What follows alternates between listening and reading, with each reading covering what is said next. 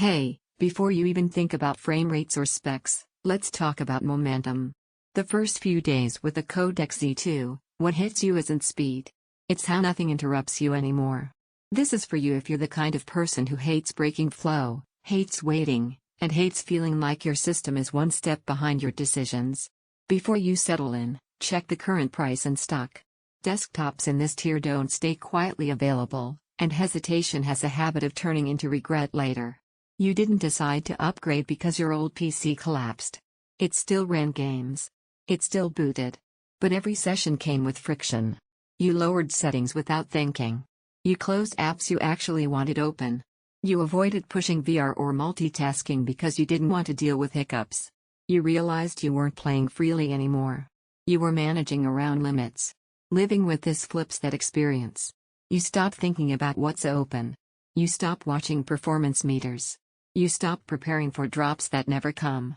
Everything responds instantly, confidently, like the system already knows what you're about to do next. That feeling alone changes how you approach every session. Think about how this fits into your real life. Long gaming nights where performance stays consistent from the first match to the last. Multitasking with chat, streams, browsers, and launchers all running without hesitation. VR sessions that feel stable instead of fragile. Even everyday use feels sharper because nothing ever lags behind your intent. If this idea is already forming in your head, don't wait for random stock gaps or sudden price shifts. This is one of those systems people grab once they're done tolerating compromises. You might wonder if this level of performance is more than you need. That doubt fades fast. The surprise isn't peak power. It's how steady everything feels under load. No spikes. No stutters. No moments that pull you out of the experience. The system stays calm, controlled, and ready. Here's something you don't expect. You stop thinking about upgrades. You stop planning the next build. Your setup finally feels settled.